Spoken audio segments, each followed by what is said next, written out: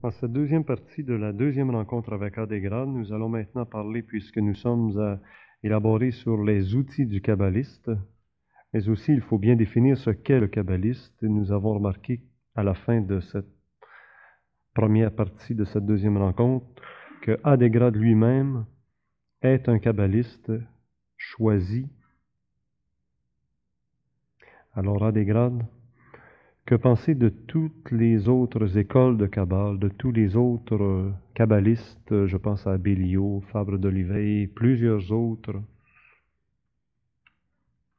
Alors là, je vais me permettre d'être tranchant.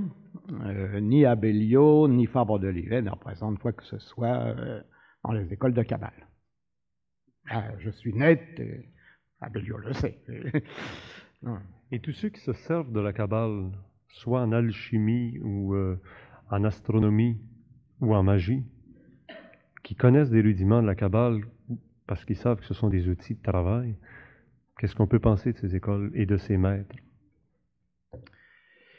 Il faut tout de suite faire le départ entre ceux qui utilisent, n'importe qui avec mes bouquins peut utiliser ce qui est dedans, le code, et les kabbalistes.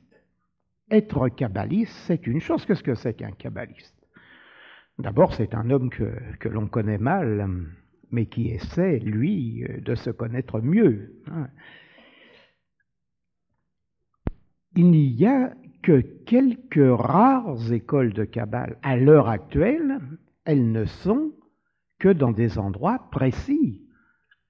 Et sauf à Jérusalem où l'un est visible près du mur occidental, le Kotel Maravi, que vous appelez le mur des lamentations, mais que les Hébreux n'ont jamais appelé comme ça. Ils l'appellent le mur occidental du temple, c'est son nom. Celui-là, vous le verrez, c'est le Rabbi Geis. On peut le voir devant le mur, si vous voulez aller au mur.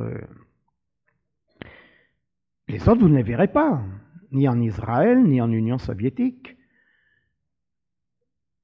Quand quelqu'un dit kabbaliste, il faut savoir s'il se réfère à la tradition ou simplement s'il utilise les éléments de Kabbale. Alors, des écoles de Kabbale, il n'y en a pas en dehors des écoles traditionnelles. Et ni M. Abellio, ni d'autres personnages qui sont peut-être de grands numérologues n'auraient accès à ces écoles. On n'entre pas dans une école de Kabbale comme dans un moulin. On est choisi. C'est le maître qui désigne le disciple. Là, je parle pour former de vrais kabbalistes, pour être dans l'école, pour étudier la Kabbale. Il y a les livres maintenant, puisque j'en ai assez publié jusque-là. Mais pour appartenir à une école, il faut déjà que le responsable de l'école vous prenne.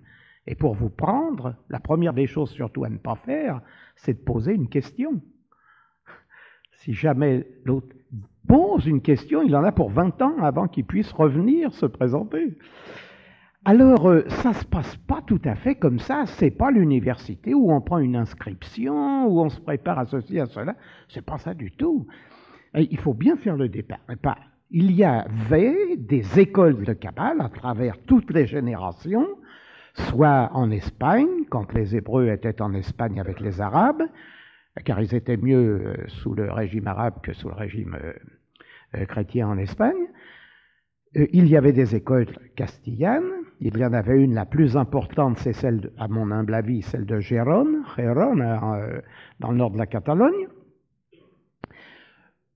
Lesquelles écoles avaient toutes un enseignement identique à la base. Simplement, il y avait des humeurs, disons, des tendances, selon les kabbalistes. Mais tous les kabbalistes vous auraient dit ce que je vous dis ce soir. Il n'y aurait absolument pas de discussion. Or, les numérologues, on n'a pas, l'un dira, oui, moi je dis que le 8 c'est plutôt ceci, moi je pense que le 2 c'est plutôt cela. Non, il ne peut pas y avoir de discussion sur la tradition. La tradition est immuable. Elle n'est pas évolutive. La science est évolutive. Aujourd'hui, elle vous démolit ce qu'elle a prouvé hier. Einstein détruit Newton. Demain, un deuxième Einstein va détruire Einstein. C'est déjà en cours. Voyez-vous, il faut bien faire de le départ, la vérité n'est pas évolutive, elle. La science l'est, la science profane. La vérité ne peut pas être évolutive. Si elle était évolutive, elle ne serait pas la vérité. Si ce que je vous dis aujourd'hui n'est pas la vérité, alors ça ne l'était pas il y a 5 millénaires, et ça ne le sera pas après-demain. Il y avait des écoles de Kabbale. Il continue d'y avoir une école de Kabbale à l'époque moderne. À l'époque, en Espagne, il y avait quelques écoles, parce que les kabbalistes espagnols se trouvaient à peu près être l'élite séfarade de la tradition. Et d'où venait l'enseignement de ces kabbalistes d'Espagne, ces fameuses écoles, l'école de Tolède, de Burgos, de Gérona, etc. Ils venaient tous d'un enseignement prodigué en France, dans le Languedoc, dans la région de Beaucaire, par le Saguinoor, Isaac l'Aveugle.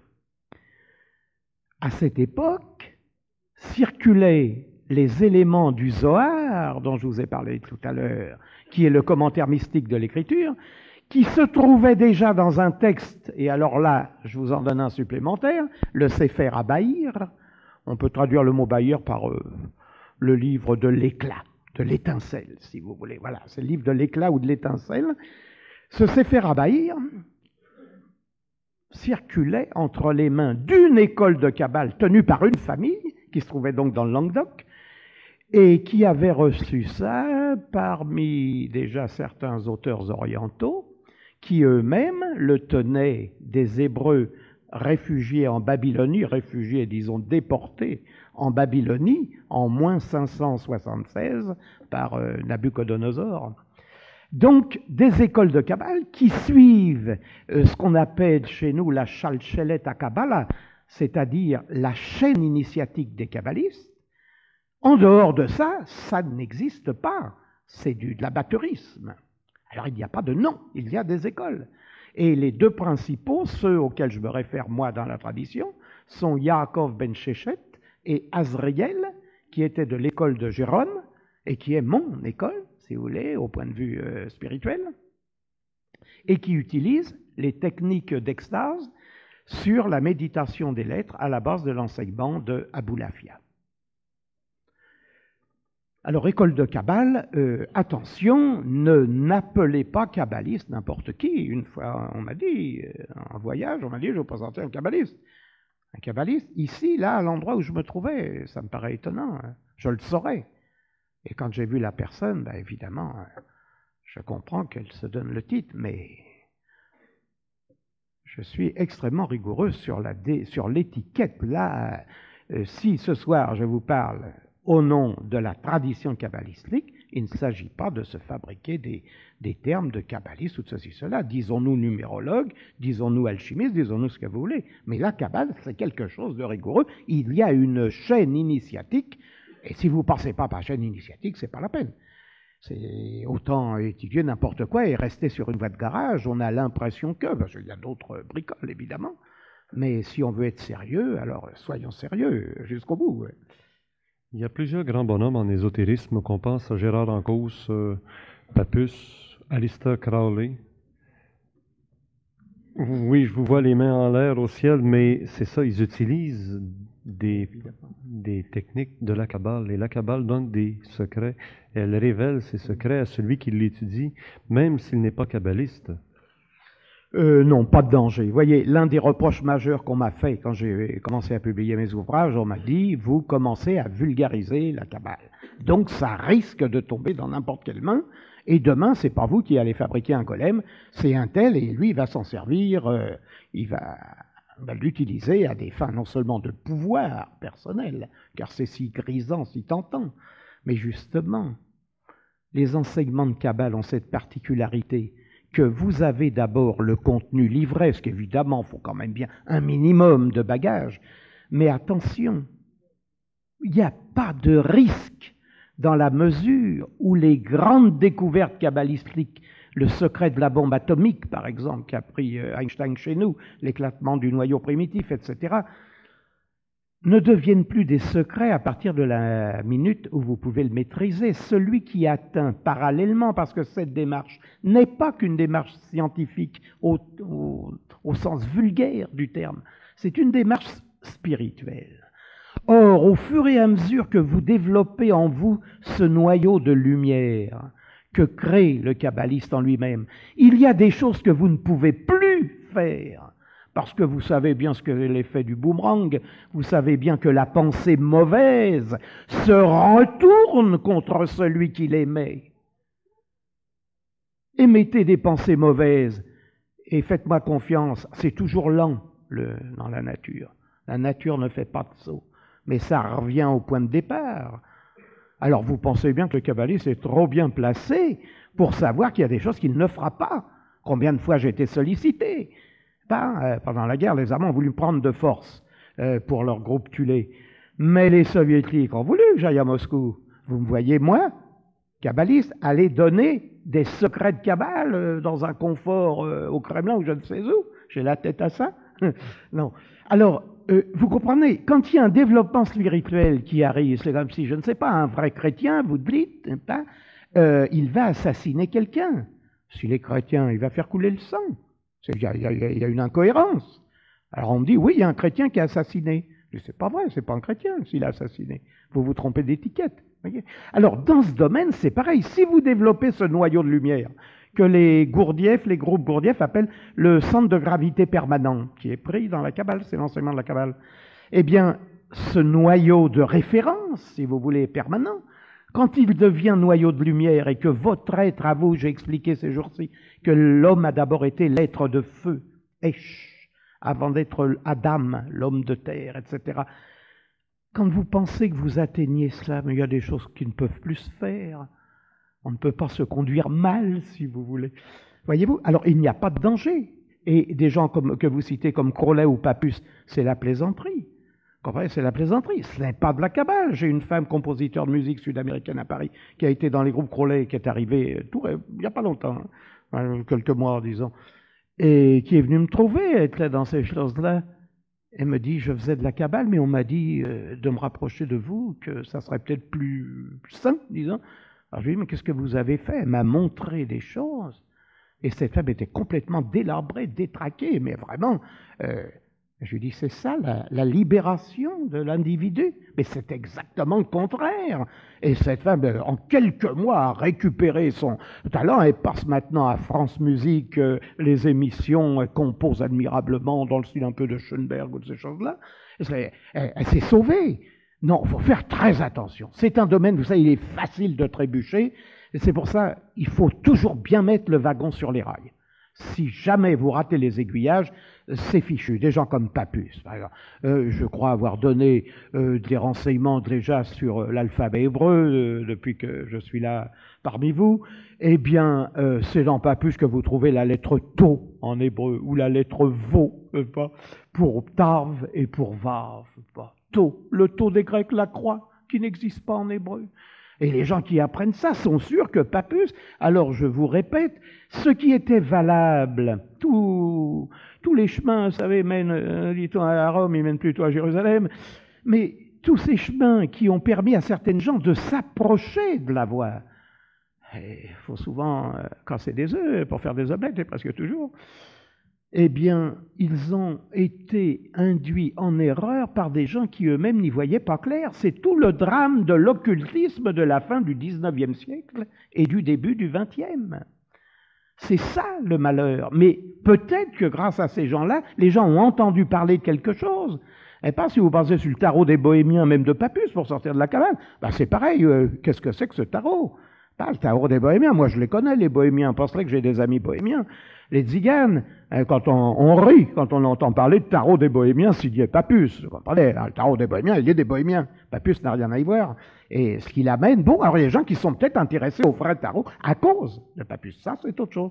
Mais en cabale, alors là, il faut être extrêmement précis. Fable d'Olivet, c'est joli sa métaphysique. Il ne manque pas de choses, mais on fait pareil en philosophie. Et chaque métaphysicien, malheureusement, a sa métaphysique en Occident. Et nous disons, il n'y a que la métaphysique. Il n'y a pas des métaphysiques. S'il y en a plusieurs, c'est qu'il y a quelque chose qui ne tourne pas rond. Il y a la métaphysique, la Kabbale est la métaphysique par excellence, parce qu'elle est la science par excellence, et que cette science englobe tout à la fois. Alors là, attention, quand on dit école de Kabbale, soyez extrêmement prudents. Il y a une initiation kabbalistique qui part de la tête et qui aboutit, qui se prolonge, qui n'aboutit nulle part pour l'instant, puisqu'elle est indéfinie, elle est continue. Il n'y a pas, il faut être très prudent. Quelqu'un vient ici et vous dit « je suis si cela », excusez-moi, mais vous connaissez la chaîne initiatique kabbalistique. Vous êtes dans une école. Alors les écoles sont extrêmement fermées, elles sont secrètes. Mais moi, je peux prendre n'importe qui parmi vous et vous transformer en kabbaliste en peu de temps. Être étudiant de Kabbale, c'est facile. Vous avez les ouvrages, ils sont en circulation, ils sont sains. Donc vous vous y référez. Vous voulez aller plus loin? Qui sait? Qui sait? Moi, ou si c'est pas moi, je vous renvoie, si vous pouvez vous déplacer, peut-être à tel endroit, et ça sera comme ça, si le ciel l'a décidé, croyez-moi, toujours la question du choix, évidemment. Quelles sont les règles à suivre pour un kabbaliste ou même pour un étudiant en Kabbale? Bien, vous savez, ce sont les règles qui sont dans la Torah, qui sont dans ce que vous appelez l'Ancien Testament, la Bible. Bon, si vous suivez les commandements, alors évidemment, il y en a 613. Il faut se lever de bonne heure et on n'en connaît pas beaucoup qui soient capables de suivre les 613. C'est pour ça qu'il n'y a qu'un peuple qui l'a accepté. Vous savez ce que dit le Sefer HaZohar. On a présenté cette Torah aux 70 peuples de la terre. Ils ont tous défilé. L'Éternel leur a dit, voilà ce qu'il y a là-dedans. Oh là là, tu ne feras pas ci, tu ne commettras pas d'adultère, tu ne voleras pas, tu ne feras pas... Oh là là, des restrictions sans arrêt, on dit on ne sait jamais. Et si un jour l'envie nous prenait d'enfreindre ces commandements, ils l'ont tous rejeté, et puis est arrivé Israël. Ben, le dernier. Et toi, tu n'es pas vraiment de la terre, on ne sait pas trop d'où tu viens, ça t'intéresse? Israël a dit, qu'est-ce qu'il y a là-dedans? Il a dit, il y a 613 commandements. Bon, il n'a pas demandé à savoir ce qu'étaient ces commandements. Il a répondu, Naase Venishma. Nous les exécuterons et après nous écouterons ce qu'il y a dedans. On commencera par le faire. Alors les plaisantins aujourd'hui en Israël moderne vous disent, Israël a ajouté, ça coûte combien? C'est gratuit. Alors tu peux redoubler les commandements pour ce prix-là.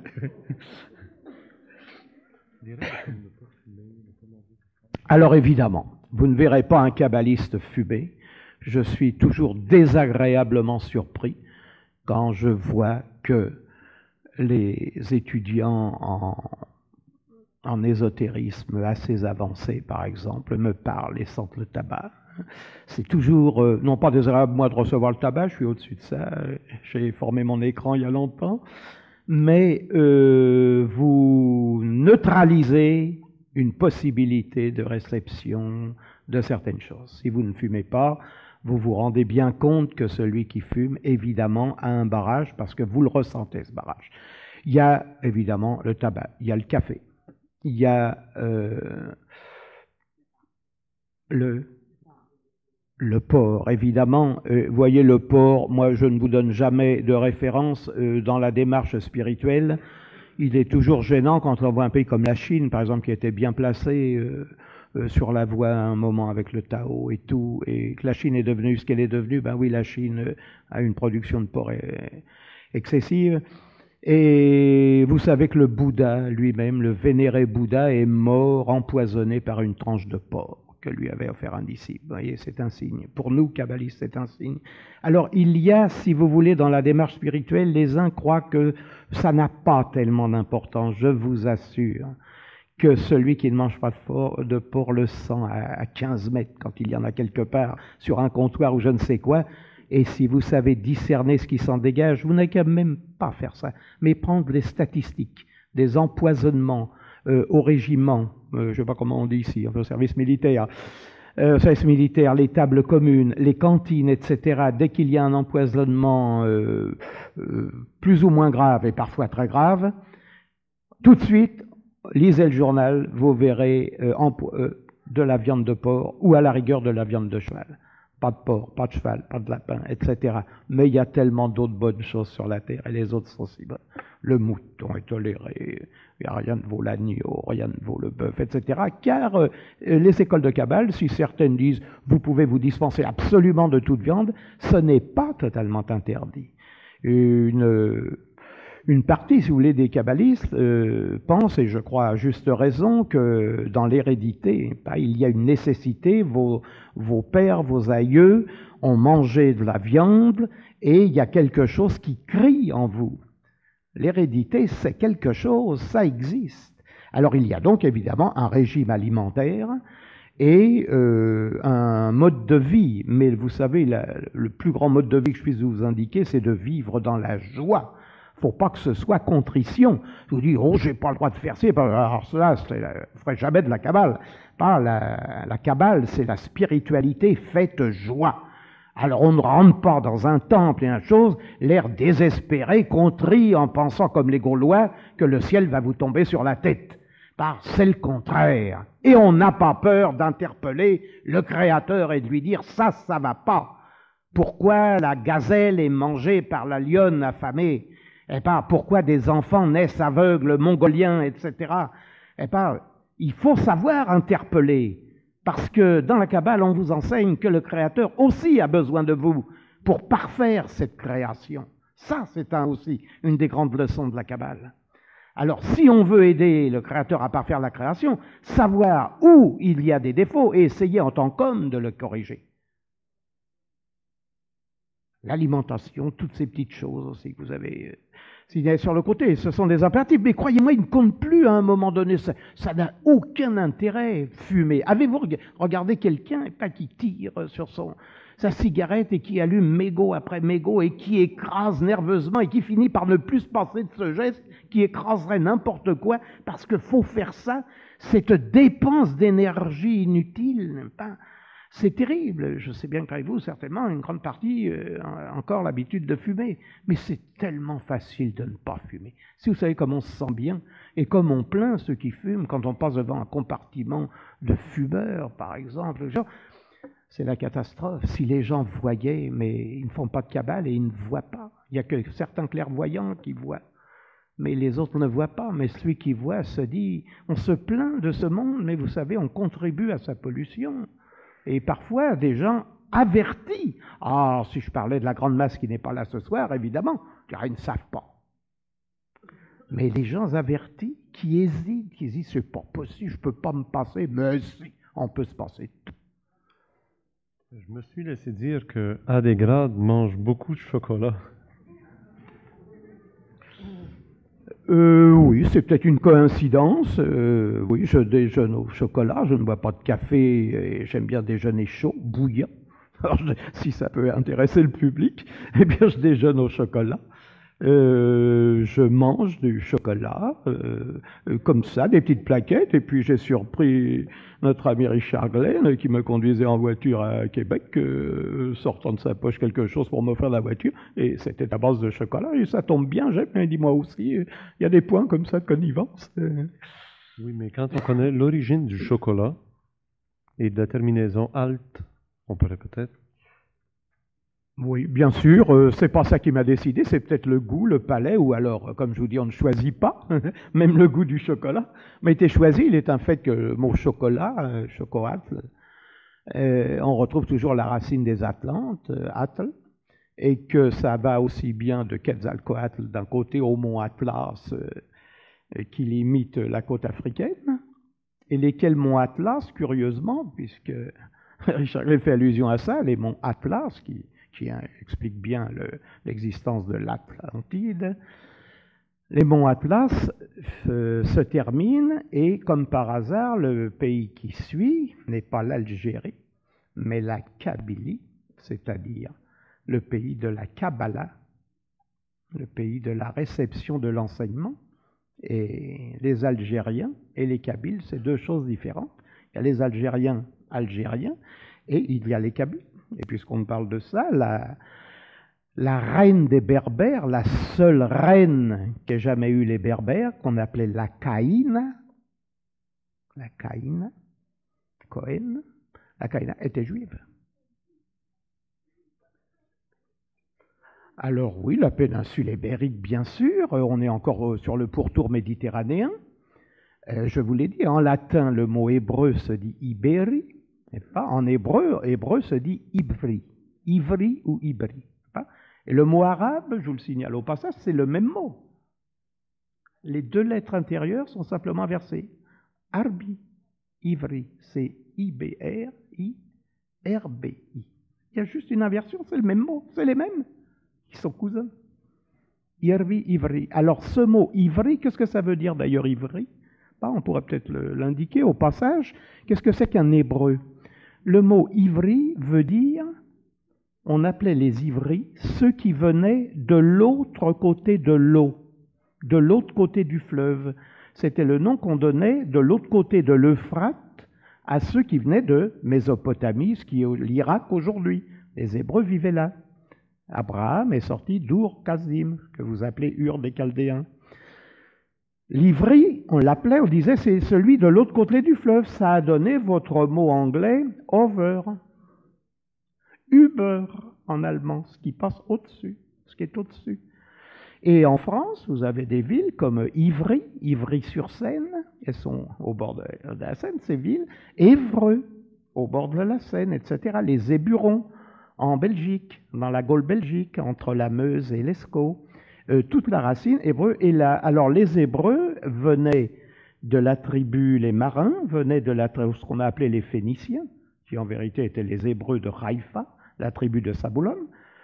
On sillonnait la Méditerranée vers l'est. Ils ont tout de suite atteint, entre la Grèce et la Turquie, le fleuve qu'ils ont appelé Évros, racine hébreu, le fleuve des Hébreux, Évros.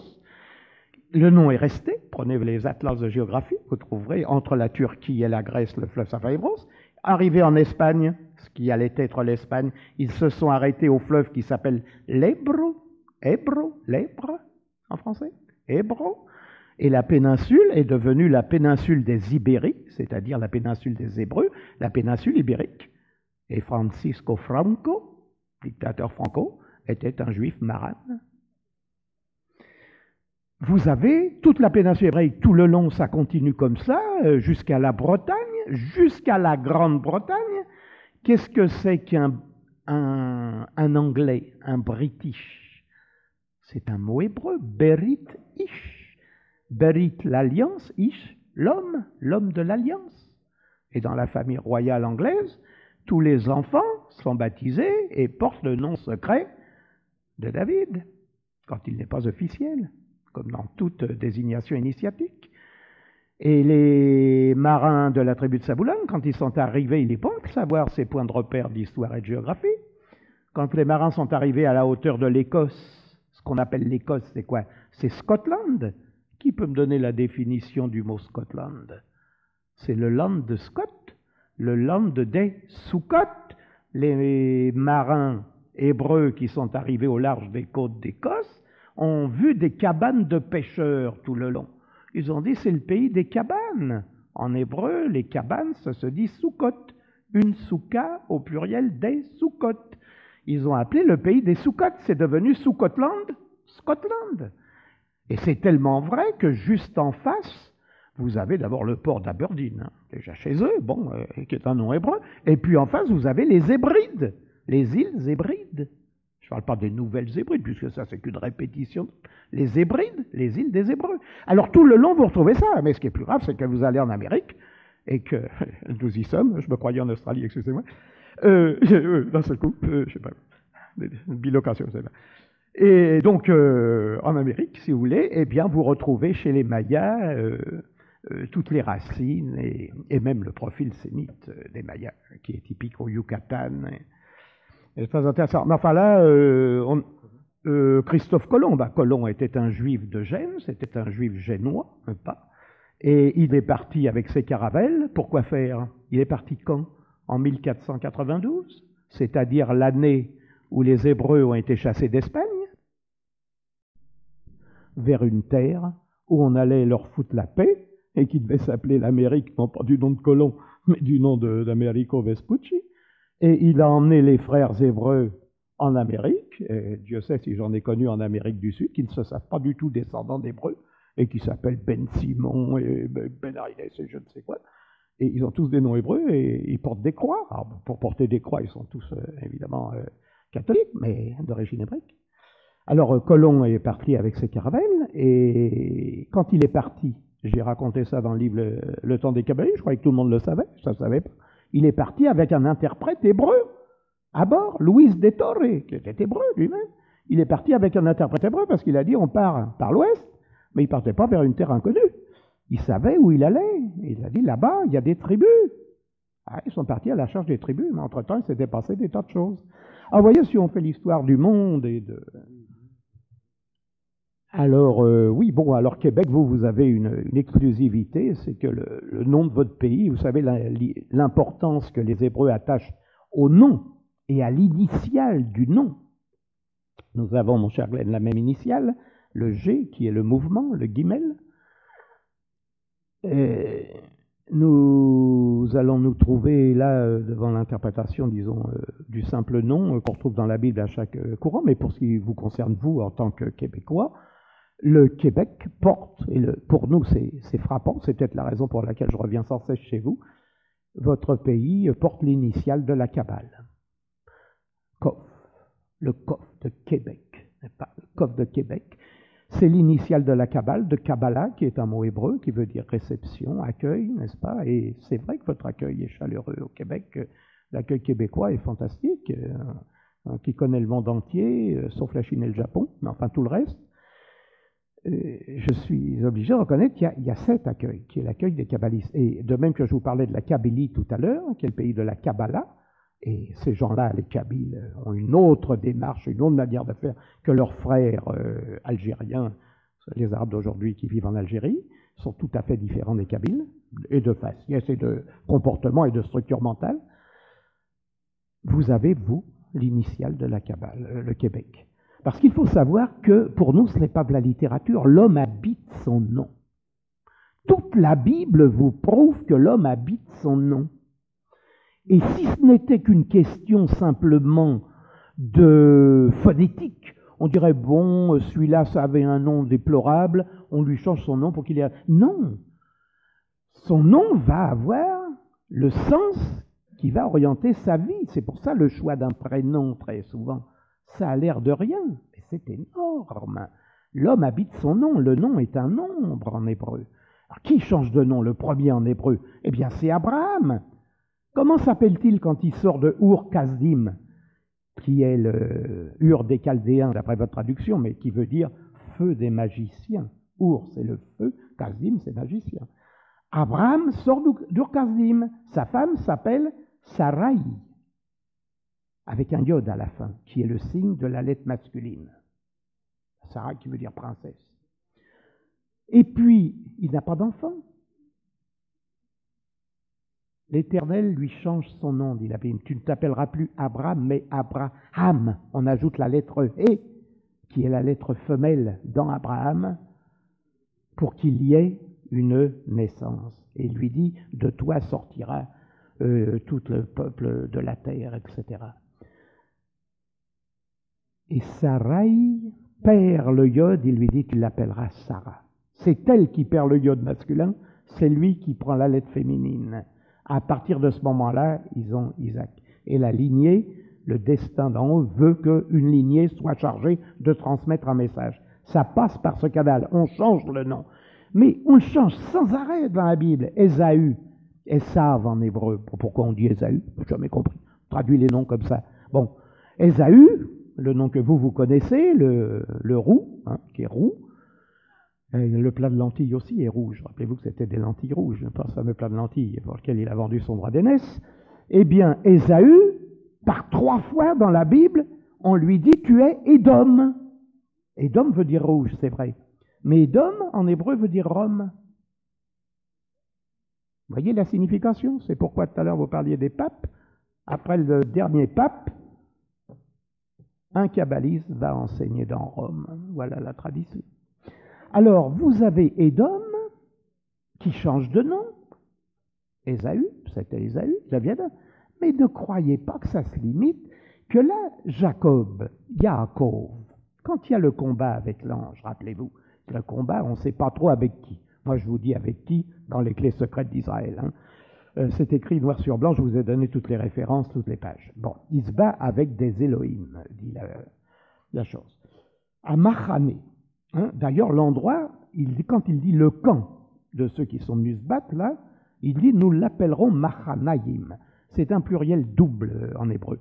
Il ne dit pas, il aurait pu dire on appellera l'endroit Machané, c'est-à-dire le camp où Jacob, comme vous dites, s'est battu, entre parenthèses, avec l'ange dans vos traductions. Bon, il se bat avec des personnages venus d'ailleurs, dit la Bible. Bien. À la fin du combat, ceux avec qui il s'est battu, soi-disant, lui disent, en hébreu, car il ne pouvait ne parler qu'hébreu, puisqu'on lui changeait son nom hébreu de Jacob, il lui dit, tu as lutté avec Elohim et des hommes, et tu ne t'appelleras plus Yaakov, mais Yisraël. Lutteur, Israël, lutteur de Dieu. Et le pays porte ce nom. Le pays ne s'appelle pas République de Ci ou République des bananes, s'appelle Israël, lutteur de Dieu. Bon, ce nom est donné, il y a changement, mais avec une importance considérable. Parce que si vous lisez encore la Bible après, mais toujours dans l'original, parce qu'en traduction, vous ne comprendrez rien, vous ne le verrez pas, vous ne le verrez jamais, on vous apprenait à un moment qu'il est dit Jacob et la maison d'Israël. Or, il y a deux personnages dans le même verset qui portent le même nom. Parce qu'en Kabbale, on vous explique que, on n'a pas le temps ce soir, on n'est pas là pour ça, mais enfin, Jacob, c'est Yaakov, donc le nom originel, c'est lui, c'est l'Israël terrestre, et la maison d'Israël, parce que là on emploie le mot d'Israël parce qu'il s'agit de l'Israël d'en haut, qui, dit la Bible, est en contact permanent, sans arrêt. Ils vont et viennent, ils montent et ils redescendent et ils repartent. À un moment, ils ne repartent plus, on ne sait pas ce qui se passe. Il y a un accident, ils ne peuvent plus repartir, à un moment, on ne repart plus. Stop. Bon. Pour comprendre le changement de nom, il faut comprendre sa signification. À chaque fois qu'il y a le mot Israël à côté de Yaakov dans la Bible, or c'est le même personnage, il s'agit de l'Israël terrestre et de l'Israël céleste. Deux personnages donc différents. Mais je vais plus loin, le Nouveau Testament, ce que vous appelez le Nouveau Testament, c'est-à-dire l'enseignement du Christ, etc. Jésus qui parle araméen et hébreu, et non pas grec ou latin, comme certains se l'imaginent encore, Jésus, quand il parle à ses disciples, il leur parle en araméen. Lisez les textes dans l'original araméen des chrétiens d'Israël et du Liban, les Maronites. Vous prenez leurs textes en hébreu en araméen, moi je les prends, je les lis, et qu'est-ce que vous avez dedans? Jésus dit « Ata Shimon ben Yona, toi Simon, Shimon, fils de Yona, que vous avez, fils de la colombe en vérité, que vous avez traduit Jonas, Atta Shimon ben Yona, disait Jésus à ces choses, toi Simon, fils de Jonas, Atta Tikra Keifa, je te dis que tu es Pierre. Il lui change aussi son nom. Dans le Nouveau Testament, vous voyez bien que cette tradition hébraïque, elle passe dans l'enseignement du christique. Paul, il s'appelle Shaoul. Shaoul de Tarse, il prend le nom de Paul. Là, il y a un petit litige parce qu'il est iduméen. Hein. Je racontais ça dans le meurtre fondamental, mais je crois que ce livre n'est pas arrivé au Québec. Mais enfin, dans le meurtre fondamental, je vous raconte le meurtre de Jésus à la lumière de la Kabbale, ce qui est tout à fait autre chose, vous verrez que ce qu'on enseigne. Eh bien, les changements de nom font que l'homme change de destinée. Et les pharaons, lisez l'histoire des pharaons dans la Bible. Quand ils font prisonnier un roi hébreu et qu'ils en mettent un autre après sur le trône, c'est eux qui donnent le nom parce que la puissance du nom permet au pharaon d'avoir l'homme en main. Et c'est la raison secrète du nom caché chez tous les Hébreux. Chaque enfant porte un nom en hébreu, son nom réel, majeur, que personne ne connaît, et puis il y a le nom de l'état civil, hein, que tout le monde connaît, mais sur lequel vous ne pouvez rien faire. Essayez de faire de la magie sur Tartampion si vous ne connaissez pas son nom secret réel de baptême, sans résultat, ça ne donnera pas. Vous voyez que la puissance du nom, non seulement les Hébreux y croient, non seulement les kabbalistes y croient, et pour cause, croyez-moi, mais les pharaons l'utilisaient. Le pharaon Néro transforme le nom de Sédécias en Silikiaou. Change le nom. Pourquoi? Il fait un roi prisonnier. Pourquoi il change son nom? parce qu'il veut la main dessus. Après, il prend le neveu qui met sur le trône, il lui impose un nom. Lisez la Bible, même en traduction. Là, dans une traduction vulgaire, vous le verrez, il l'appela, et le roi un tel, on lui change son nom. La puissance du nom. Celui qui possède le nom possède la puissance. Et qu'est-ce que le peuple sémite? C'est le peuple qui a la connaissance du nom. Pourquoi? Parce que ce que vous appelez sémite, c'est chémite normalement. Le Shem, le nom. Je ne sais pas pourquoi on a traduit Sem, il s'appelle Shem dans la Bible en hébreu. On a mis Sem, comme si le Shin était pointé à gauche au lieu d'être pointé à droite. Non, il est pointé à droite. Alors, c'est le peuple de Shem. Les Shémites, donc ce que vous appelez les Sémites, sont le peuple de quoi? Mais ce n'est pas une race qui s'appelait Shem ou Tartampion, c'est le peuple de Shem, le peuple du nom. Lequel mot, Shem en hébreu, vaut 340, qui est la valeur du mot mispar, qui veut dire nombre. Et le nom, c'est le nombre, c'est le même mot, c'est la même valeur numérique. Donc le peuple hébreu est le peuple qui a la connaissance numérique du nom. Celui qui détient la connaissance du nom, celui-là a la puissance. Ça, c'est la vraie puissance. Et A, traduction D, point, grade, signifie quoi en hébreu? Oh, mais c'est simple, c'est visible à l'œil nu. AD, c'est AD, et puis grade, c'est 207. Mystère et lumière, mystère Ra, 200 plus 7, Rej Zayin vaut 207. Lumière, c'est or, Aleph Vav Resh, total 207, grade fait 207, donc grade serait mystère et lumière, c'est à vous de juger, si je suis mystère ou un peu lumière, ou ni l'un ni l'autre. Mais c'est comme ça, il se trouve que mon prénom est très spécial et que les 2 premières lettres sont les 2 dernières lettres de mon nom. Et c'est mon nom. Mon nom en russe veut dire ville, tout le monde sait que grade c'est ville. Le vieux nom russe c'était Gorod, Nijni Novgorod, maintenant on dit plus Gorod, on dit grade, on dit Leningrad, on disait Stalingrad quand la ville n'a pas été débaptisée et est devenue Volgograd. Et Kaliningrad et tout ce que vous voulez. Et voilà, c'est tout. Il n'y a pas de mystère. Vous parlez combien de langues?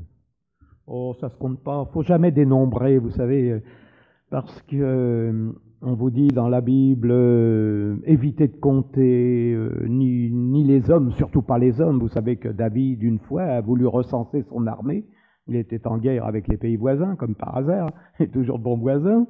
Et David a fait un dénombrement, il voulait savoir de combien d'hommes il disposait, il y avait 650 000, et la peste s'est abattue sur l'armée, les kabbalistes. Vous voyez, on vous a dit, pas de dénombrement, on a dit, en échange, il faut payer la dîme.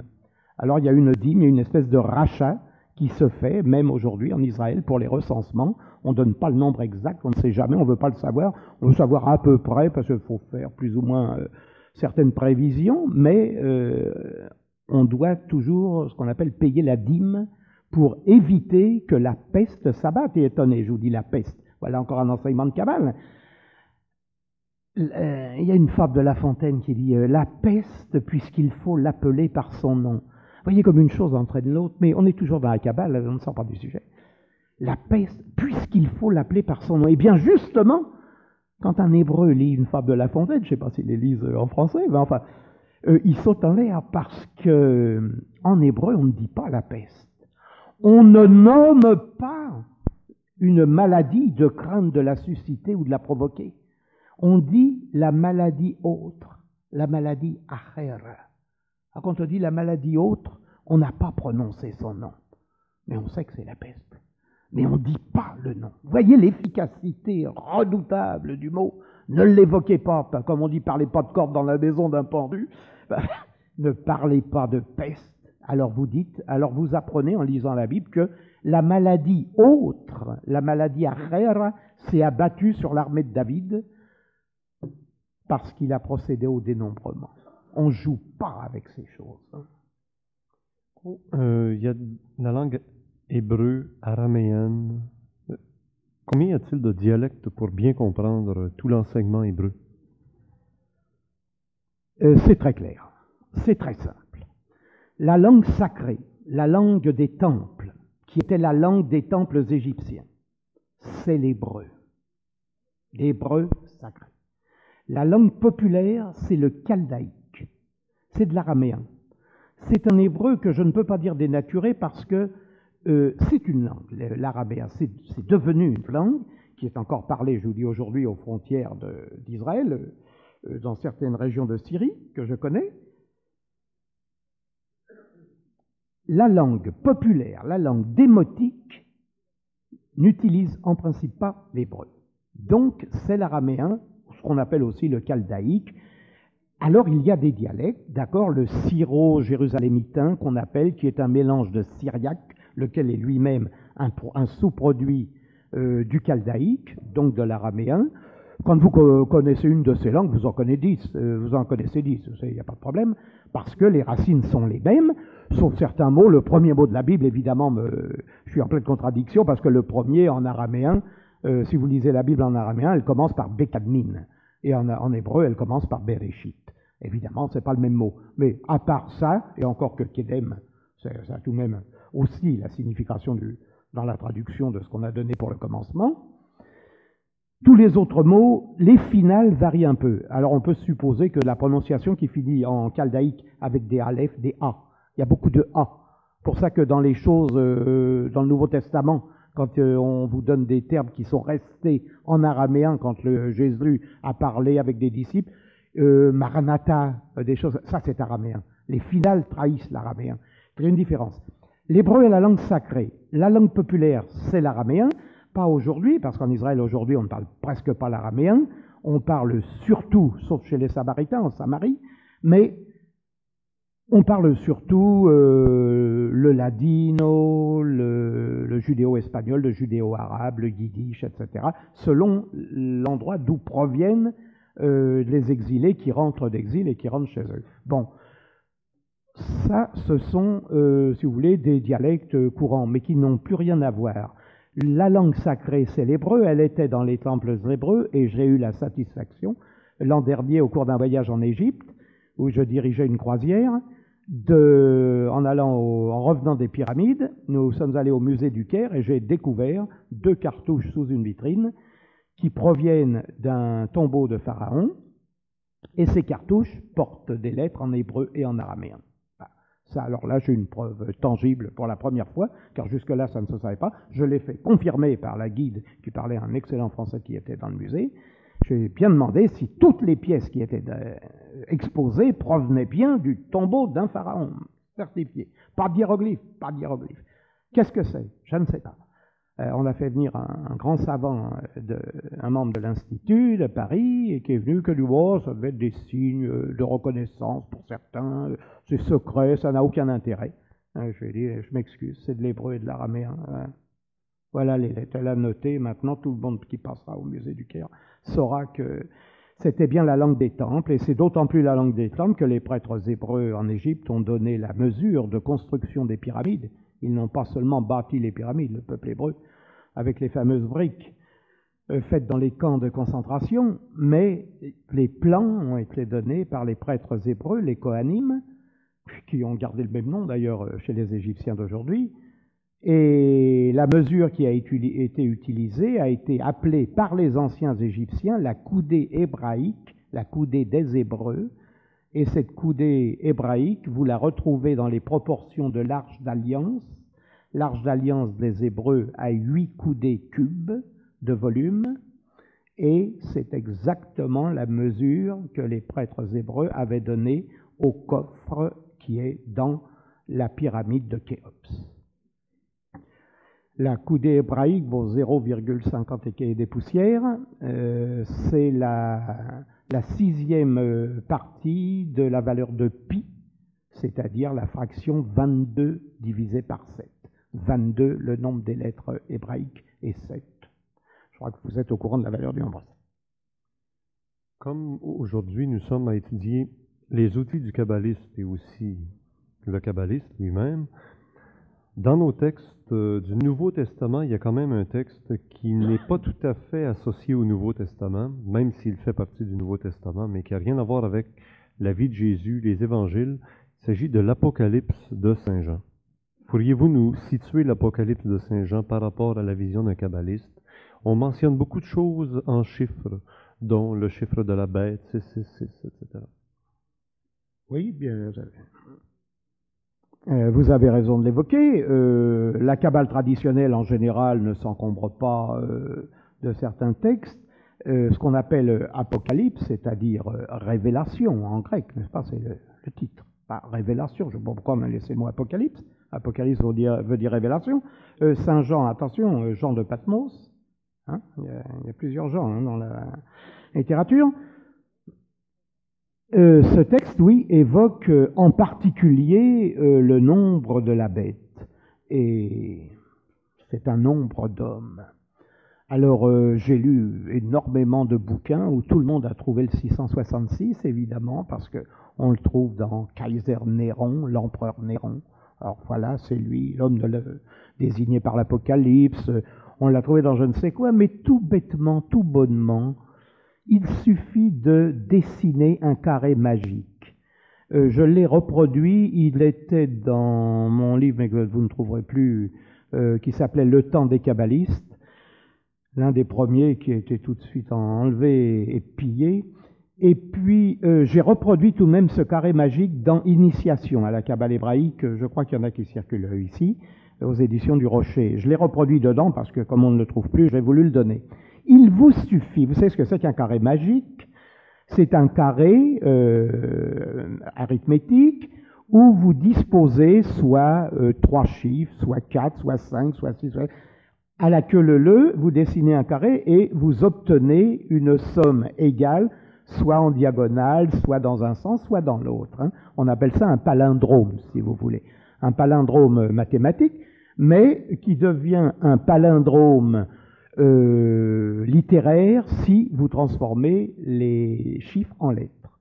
Alors, il y en a un qui circule, qui est très connu, qu'on trouve comme par hasard sur une Bible latine de langue 822.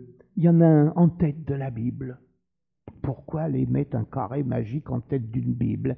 On le trouve dans les ruines de Pompéi.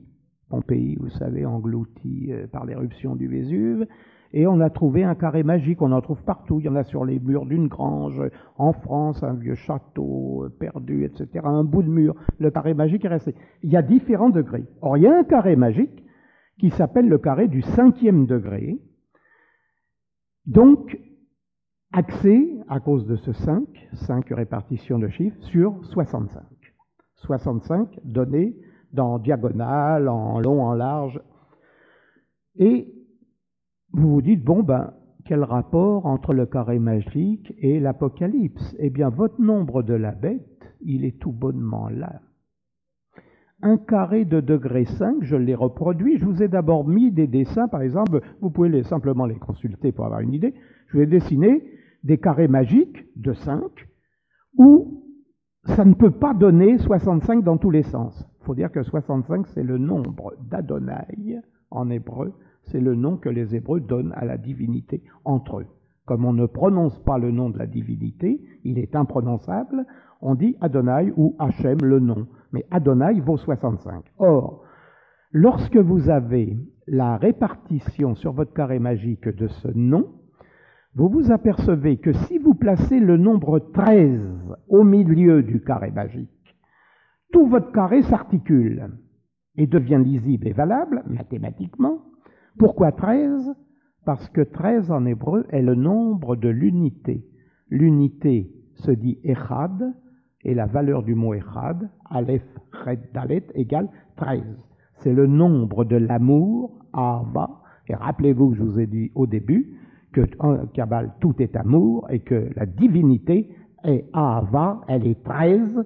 Écoute Israël, l'Éternel, ton Dieu l'Éternel est un, il est Echad, c'est-à-dire qu'il est 13, c'est-à-dire qu'il est amour. Si vous placez 13 au centre de votre carré magique, vous équilibrez, et je l'ai tracé, donc vous l'avez sous les yeux, et si vous déchiffrez tous ces textes qui circulent, qui s'appellent le carré Sator ou le carré Rotas, selon qu'on le lise dans un sens ou dans l'autre, c'est pareil, on l'appelle pour beaucoup le carré Rotas, d'autres préfèrent l'appeler le carré Sator. Il y a des tas de livres qui ont paru là-dessus, et les gens se sont cassés la tête. Encore un grand membre de l'Institut, Jérôme Carcopino, a dit Sator, rotas, opera, tenet, voilà ce que donne le carré de lettres. Ça veut dire le semeur qui pousse les roues de la charrue. Les roues à une charrue, vous avez vu des roues, vous, une charrue? Membre de l'Institut, excusez du peu. Enfin, les roues de la charrue, où il y a question de roues. À ce moment-là, la traduction n'est pas valable. Or, si vous transformez votre mot rotas ou sator, vous remplacez le R, le O, le T, le A et le S par les lettres équivalentes hébraïques, vous avez le mot rotas qui vous donne 666. Voilà votre nombre d'hommes. Il est là et il n'est que là. Et il est valable sur toutes les articulations. Une illustration de l'Apocalypse par la Kabbale. Et l'Apocalypse n'est donc pas un texte kabbalistique dans son entier. Ah, je n'ai pas dit ça, je n'ai pas dit ça.